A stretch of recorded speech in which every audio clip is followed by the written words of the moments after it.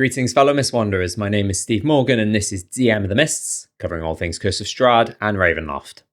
In this video we're going to talk about the 2024 rules, also known as 5.5e, also known as OneD&D, and how and if they are compatible with Curse of Strahd. So Curse of Strahd came out in 2016 with the original 5e rules that were 2014. Since then we've had the 2024 rules, and it's supposed to be that the new rules are backwards compatible. It even says so on the D&D Beyond banner. But DMs have found nuances. Some are minor, one or two are pretty major. I actually held off on doing this video for a while because I still play 2014 rules with my friends and in the games that I DM and play. But I did do a one-shot for some new players recently and decided it didn't make sense to, just in case they wanted to move on going forward and buy the books, it wouldn't make sense to do 2014 rules. So I did 2024. And you know what? Not a lot has changed. And I do get the feedback that some of the changes have been for the better. Not all of them, and maybe not some in the context of Curse of Strahd, but in general. And that got me intrigued into looking into this some more and then finally doing a video about it. This video will talk about things to watch out for, things that are different, and so on. I can't promise it covers 100% of everything. I've scoured a lot of sources specific to Curse of Strahd, so I think I've got most of the most important stuff. But inevitably, I might miss one or two minor or unusual things. If I have missed anything, please leave a comment. It's not just helpful for me, it's helpful for other people who watch this video and read the comments. A few other things before we get started. I can't speak for things like Reloaded and other mod guides. This is purely thinking of rules as written Curse of Strahd. In addition to Curse of Strahd, there's minor spoilers for Vecna Eve of Ruin. To be honest, I think it's the spoiler that most Curse of Strahd people know about already, and Candlekeep Mysteries as well, but they're relatively minor, especially the Candlekeep Mysteries one. In terms of splitting it, I was thinking of just doing it by category across the board, all the spells, all the monster changes and so on, but some of the spells and some of the monster changes are fairly unique, minor, so I decided to do this first section is just all the major stuff, covering lots of different things. Then I'll go through minor stuff by category, so all the spells, all the monsters, all the whatever, and so on. This video took a really long time to make, so please like and subscribe if you haven't already, it would mean the world to me. Alright, let's get started with a spell. This, across the board, is the biggest concern, or the thing, when you see a post where someone says, oh, I'm running Curse of Strahd with 2024 rules, what should I watch out for? This is almost the leading answer. The Daylight spell. Because the Daylight spell in the old rules just created light. In the new rules, it creates sunlight. That's a pretty big deal in Curse of Strahd. It's a pretty big deal for vampires. It's a 3rd level spell, so it's obtainable at level 5. And it lasts an hour, and it isn't concentration either. I mean, it negates the need for the 2 Tarokka MacGuffins. People think, well, I don't really need to get the Sun Sword and the Holy Symbol of Ravenkind if I can just use this 3rd level spell at level 5. So I've seen some DMs ban this spell, or tell players it'll be the 2014 version. If you do decide to use the 2014 version and ban it, tell them. Talk to them about it in advance. Don't do a thing. I very much doubt many people do this, but you hear horror stories of the player takes it and they find out during a session, maybe at a critical moment, that it doesn't work the way they want it to or how it's supposed to, and the DM's like, haha, it doesn't work that way. It's the 2014 version after all. Or, hey, this is Barovia and Strahd, dark powers influenced it. I don't think that's going to result in very happy players. That said, if you do use it, it can be dispelled. Maybe consider giving Strahd Dispel Magic as one of his spells. And I believe Darkness, upcast to level 4 up, can block it, because the wording says that Darkness level 3 or lower is dispelled by Daylight. So presumably Darkness level 4 up. It's not. Another spell now, Polymorph. The big deal here is one line in the 2014 version that says, and I quote, the spell has no effect on a shape changer. That means it wouldn't work on Strahd, the werewolves, the wereravens, Babala Saga, people forget she's a shape changer, she can change into a swarm of flies, the night hags as well, as I believe, and there's probably a few others I've not thought to include. But the 2024 version doesn't have that stipulation. So if your players want to turn Strahd into a cat, they can turn Strahd into a cat. This one I found on my research, and it's from a recent source as well. There's a feat in Asterian's Book of Hungers, which came out recently. The feat is called Lightbringer. It can cause the light cantrip to cast sunlight instead of light. A cantrip. Casting sunlight. That's worse than daylight. It's once per long rest, but it lasts an hour. So if you are doing the feat rules where at level 4, instead of an ability score increase, they can take a feat, maybe don't allow that one. But that's not even in the player's handbook. It's in a sort of niche source, I guess. So it depends on if you or the player has access to it and you decide to use it, but watch out for that one. Moving on to major stuff affecting monsters next. Let's talk about werewolves and by extension wereravens, so lycanthropes. Werewolves no longer have immunity to non-silvered or non-magical damage. Silvered weapons act differently now, which I'll talk about later. So yeah, they can just be hit regularly. You might want to consider using the second version of Wereraven, by which I mean there's a Wereraven in Curse of Strahd, but in Candlekeep Mysteries and Van Richten's Guide, they changed it so that they don't have non-magical or non-silvered immunity, but they can regenerate health instead. So that could be an idea given it to werewolves. I'd say that's the big thing regarding werewolves, but while I'm talking about werewolves, I'll talk about some of their more minor stuff. They have a much higher AC now, 15 instead of 11 or 12, slightly higher HP. They've lost keen hearing, which is the whole advantage on perception, including smell and hearing, obviously. But they've gained pack tactics like regular wolves, so that's pretty good. Then there's some other stuff like their wolf humanoid hybrid is now large, not medium. No longer says it reverts to their true form if it dies, which I presume is their humanoid form. They now have a longbow instead of a spear as a ranged attack, and it works in the hybrid form as well, so that's kind of handy. It kind of reminds me of were-tigers. Their bite and their claw, I think it's now called scratch attacks, do more damage. And there's a new stipulation regarding their lycanthropy curse, and I'll talk more about PC lycanthropy later on, is if you are successful on a saving throw against the bite, you're immune to this werewolf's curse for 24 hours. So if he or she bites you 3 times, you pass the save once, the other 2 don't count, whereas without that stipulation, every single bite matters. Next up, vampire spawn. They've lost their health regeneration. On the one hand, I'm not too concerned, because I don't know about you folks, but I used to always struggle to remember to do it, especially how it can be shut off with radiant damage. I remember, I think it was the Amber Temple battle, the vampire spawn there. I just had a nightmare trying to think, right, was this one hit with radiant? Yes, okay, so we don't add the 10 HP, but it wasn't, so, you know. So it's one of those things that it's quite tough to track, and I forget, I can't speak for other people. Obviously, I think keep making sure Strahd still has it is really important.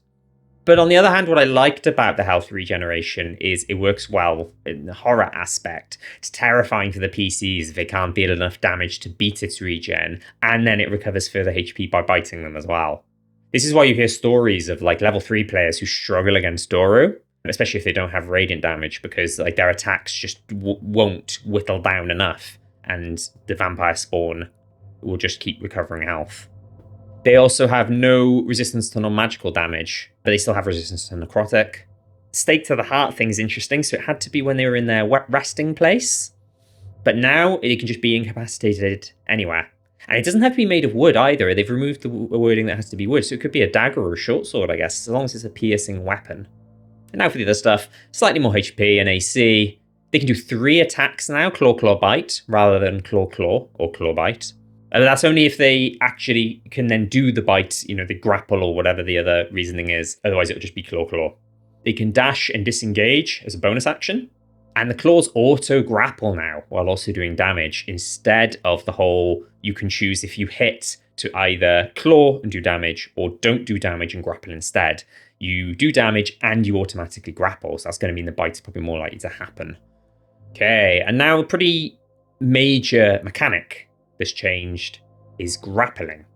Grappling, the old version, you'll know it was something like the grappler rolls a strength check and the grapplee rolls strength or dex, whichever's higher, their choice, to try and, fight off, push away or squirm out of the grapple.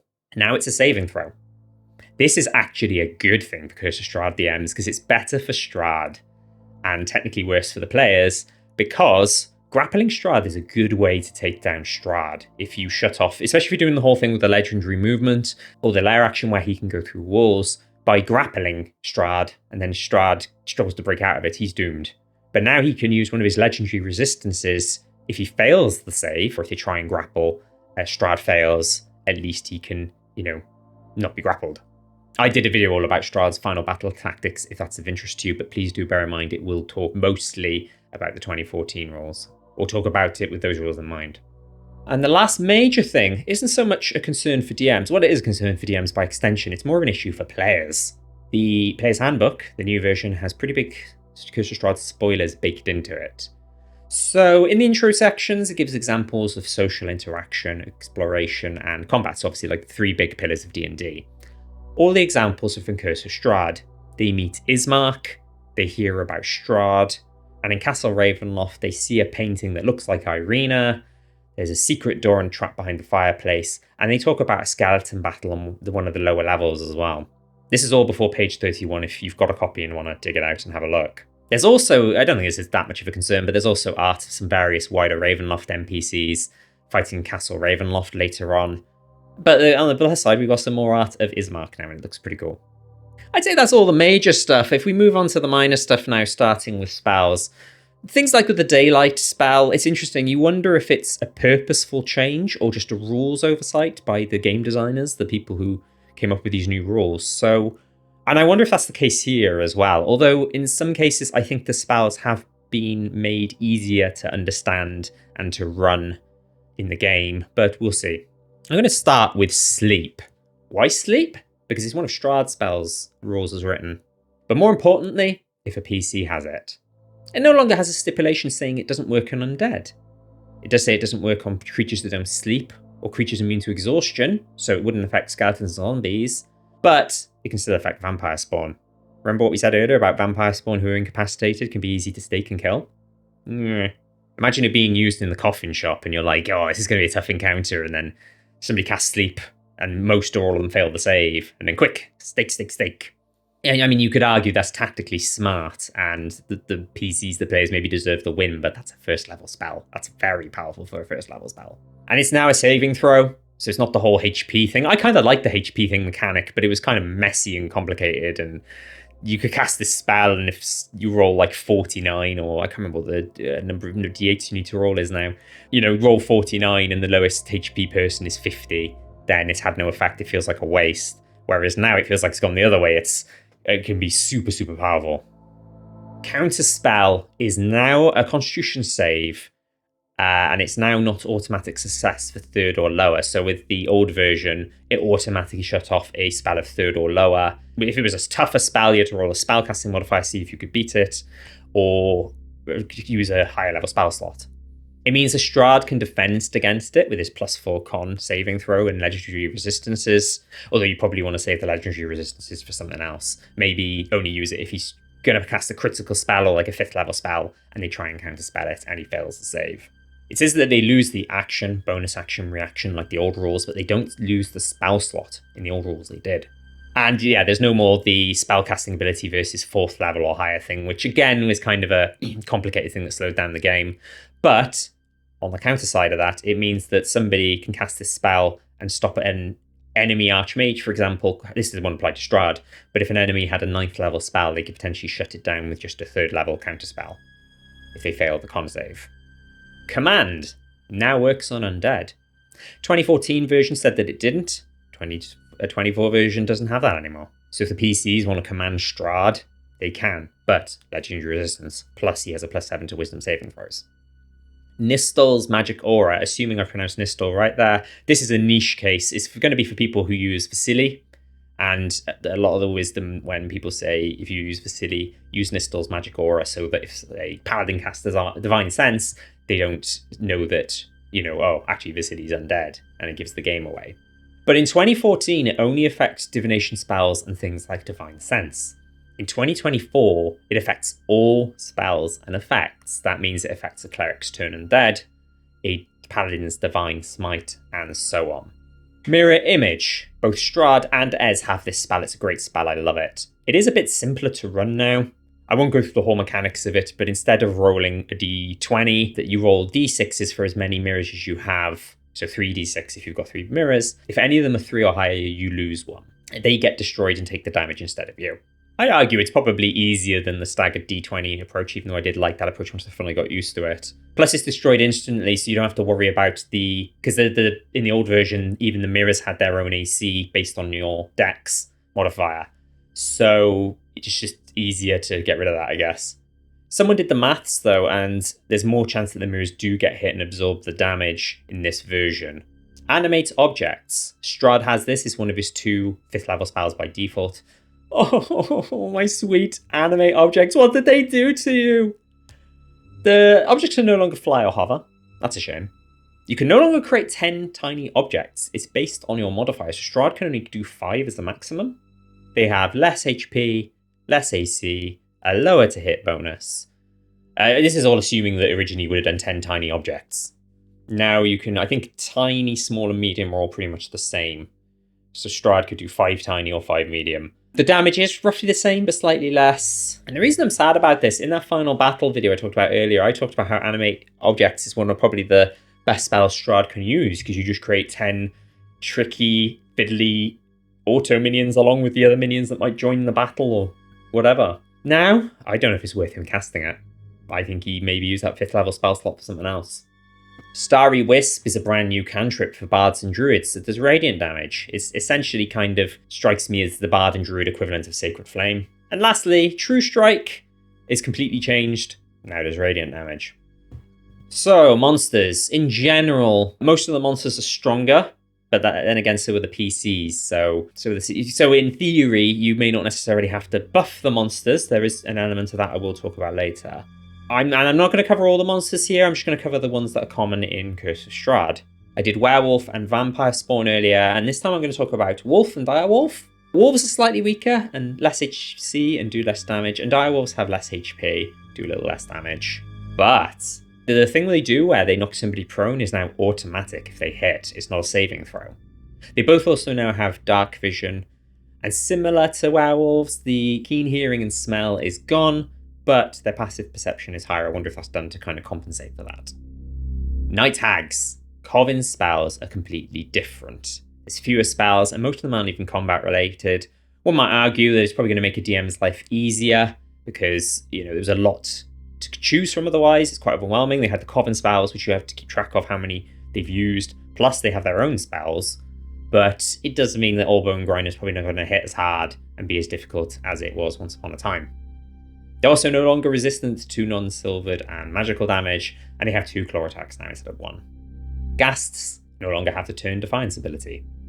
Priests are different mechanically. I think this only affects Father Lucian and Lady Wokta in Vallaki in the whole of the module. Don't forget Lady Wokta has her own spell list anyway, and I'd be inclined to keep hers as the 2014 version. There are a few other minor differences, but I won't go into detail with that. It's kind of more of the bear in mind it could affect Lady Wokta more than anything. Shambling Mound, thinking of the Death House now. They have 3 attacks now. So they used to do Slam Slam or Slam Slam Engulf if both hit one target. Now their slam attack is called Charged Tendril, and they can do, I'll say CT for short, CT, CT, CT, or CT, CT Engulf. Engulf is now a saving throw, and it no longer has to be hit by the Shambling Mound twice. But perhaps the big issue is that the speed of a Shambling Mound is now 30 feet, not 20 feet. I've heard stories of clever players who would try and kite or outrun the Shambling Mound because it's slower than the PCs. But now it's the same speed as the PCs. And I think it's got a further reach as well with its Charged Tendril attack. Arguably, within the 2024 rules, we've now got weapon masteries that can do effects that can slow it down, similar to Ray of Frost. Things like push, slow, and topple. One slows down its speed, one knocks it prone, one pushes it away. But still. And there are other few minor differences, like slightly less HP now. Before I... Ooh, my mic keeps falling down. It's going to be funny when I edit and then you just slowly see this mic fall down. I'll have to be mindful of that. Before I finish with monsters, I got a great tip from Roland Crits on my Rahadin video. So Roland Crits does a Curse of Strahd actual play. I think it's Curse of Strahd Reloaded as well. So I'll give a link in the description to the playlist as a thank you to Roland. Roland mentioned that what you've got to be wary of is the Curse of Strahd specific monsters. The ones that aren't in the monster manual and therefore don't have like an adapted version, people like Rahadin. So in Roland's case, he made Rahadin a Master Spy. That's a new one in 2024, but carried across Rahadin's traits and I think dropped 1 or 2 of the Master Spy traits. Otherwise, a 2014 Rahadin, if you will, or the sort of default Rahadin, would struggle against a 2024 PCs. And the same applies for, and be mindful of Strahd. There is, of course, the Vecna Eve of Ruin stat block, which is sort of, I guess, the 5.5e equivalent, 2024 equivalent of Strahd. There's Babala Saga, Barovian Witches, and probably a few more. And I saw a Reddit post recently where a DM said that the PCs were steamrolling all the encounters, and it turned out that they were using 2024 character sheets. He was still, I believe, running 2014 monsters, or was using the 2024 versions, but they were still not enough. So I've seen some people give the advice of, even though, you know, you might have a 2024 monster that has more HP anyway than the 2014 version, you might want to buff it, make them a little bit stronger anyway. Moving on to PC lycanthropy. This is different in the 2024 rules. In 2014, there's specific rules and even a box text section in the, I want to say, monster manual that says they take on the stats of the lycanthrope. It is pretty complicated and fiddly though. In the 2024 version, it's a lot more simplified, but I don't know if I like the change. It says that if they're cursed and hit 0 HP, the DM takes control of them and they become an NPC. So, you know, and that's any point. It's not just during, say, the werewolf battle. That's the next time, if they haven't been cured of it, the next time they hit 0 HP. So any time that happens, no death saves, just that you're an NPC and a werewolf now. I don't know, losing control of a PC is never fun that way, but yeah, it's a horror campaign. Maybe, you know, that's okay. If your players are okay with that and you're okay with that. And obviously there's werewolves in Curse of Strahd, so it's a big deal. Please be mindful of it. Bastions is a new rule in the, I want to say Player's Handbook, maybe it's the Dungeon Master's Guide in 2024, that the PCs can have a base from level 5 onwards. I think it's a cool idea, but does it work in Curse of Strahd? Does it work in a horror campaign? Well, I did a whole other video about that. I did a video where I talked about the Bastions work in Curse of Strahd and wider Ravenloft campaign based on my experience, not using Bastion rules, but giving my players a base, things like that. So you might want to check that out. Magic items. This is where I was talking about silvered weapons. So instead of damaging werewolves versus not being able to damage werewolves if it's not magic and not a silvered magical weapon, they do extra damage to a shapeshifted creature if you get a critical hit on them. Let's talk about a quick PC-specific mechanic. This is kind of not a Curse of Strahd specific thing, but just something to be mindful of. A lot of the melee kind of classes now have what's called weapon masteries. So once per turn, I believe it is, they can do an additional thing with certain types of weapons. I talked about it with the Shambling Mound earlier. They might be able to push the Shambling Mound away, knock it prone. I think one or two of them like get advantage on your next attack, stuff like that. So you might want to be mindful of that. If you've got a melee heavy party, that's a lot more stuff they can do that can make the encounters complicated. You might want to do some research into that. Okay, let's talk about class-specific stuff now, but I'm only going to talk about the ones that came up a lot in, you know, discussions related to Curse of Strahd. So there might be stuff I've missed from other classes, but the big ones are Paladin, Cleric, and I did find something for monks as well. Paladin's Divine Smites are different now. It's a spell that's permanently prepared. You get one free use, not needing a spell slot per long rest, and it's a bonus action rather than a free action. But that brings it in line with how other smite spells work anyway. That can be a problem with conflicting with Lay on Hands, which is also a bonus action. You wouldn't be able to smite or Lay on Hands in the same turn. Clerics is a lot here. They get their subclass at level 3 now, not at level 1. Turned Undead is mostly the same, but Turned Undead also have the Frightened and Incapacitated conditions, but that kind of makes sense, I guess. It says each Undead of your choice. Now this is interesting because if you have an Undead ally, such as Godfrey, they are now unaffected. Level 5's Destroy Undead has become Seer Undead, and instead of potentially insta-killing low challenge rating Undead, it does blasts of radiant damage to all Undead. So it's probably going to be more impactful because chances are it probably would kill those low challenge rating Undead anyway, plus it now does damage to stronger Undead. Divine Intervention, which is level 10. You know, a lot of campaigns probably finish at level 10, so this may not come up. I do know of some Curse of Strahd campaigns that finish beyond level 10 though. Any 5th level cleric spell or lower that doesn't require an action can be cast without expending a spell slot or needing material components. So Hallow without 1,000 gold, Revivify, or Revivify, I always pronounce it wrong, without 300 gold's worth of diamonds and so on. Hallow especially could be an issue for Strahd. And monks, this is kind of a niche one. Apparently they can now grapple with strength or dex, not just strength. So high dexterity monks may be able to grapple Strahd easier. That's it in terms of classes. Chances are I've missed something. If I have, let me know in the comments. Let's move on to sort of miscellaneous stuff that doesn't fit into another category. Stealth rules are different. There's now a base DC 15 you've got to hit. You have to be behind at least 3/4 or total cover, will be heavily obscured, and you must be out of line of sight of the enemies. The passive perceptions, or people doing a perception check to look for you, still apply, but you still have to hit that 15 to be, for the rest of play in the first place. And you gain the invisible condition, which is interesting, but it's easier and it makes more sense if a DM's like, right, okay, so what actually happens to you if they got something they can reference.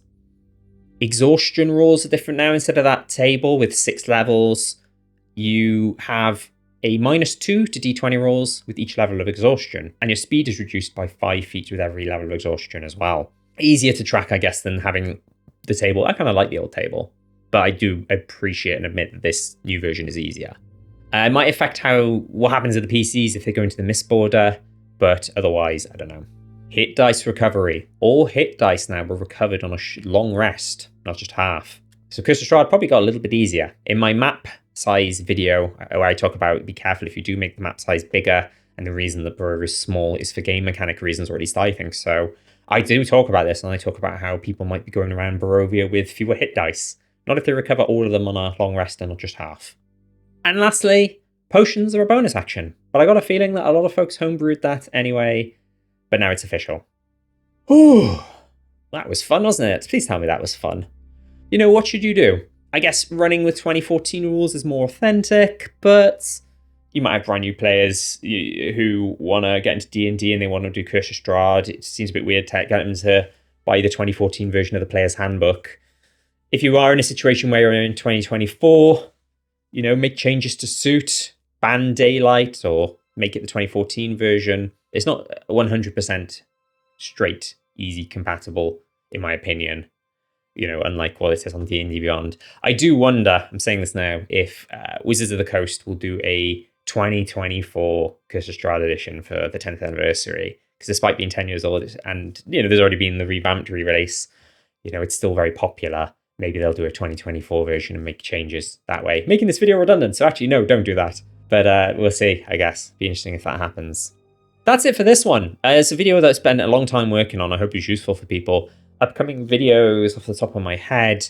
I think I want to do more NPCs like I did Rahadin. I think I want to do Babala Saga and maybe a few others, and like how to roleplay them, how to run them in combat. I want to do a video all about Strahd and running Strahd. So I did the combat video, but talking about how to roleplay him, what resources are handy for kind of understanding and getting him in his head. I'll try and make that a new one soon. Oh, and I want to do a session 0 video. So session 0 for Curse of Strahd. So I'll probably talk about sort of just general like session 0 stuff, but then the specific stuff for Curse of Strahd to be aware of as well. That could probably overlap with Ravenloft, because a lot of the stuff would apply to if you're running a wider Ravenloft campaign as well, or maybe as a sequel to Curse of Strahd, or instead. Speaking of Ravenloft, I also do Ravenloft videos, so if that's of interest to you, it's kind of more geared towards the Van Richten's Guide to Ravenloft side of things.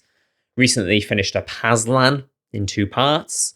What else have I got coming up? I've been digging into Ravenloft Mist Hunters, which is the Ravenloft Adventurers League stuff, and I'm going to do 2 overview videos talking through them, what's handy to grab if you're running a Ravenloft campaign and running a domain that overlaps with what they talk about. For example, there's one of them is about Carticus, there's 2 of them about Harakia, and so on.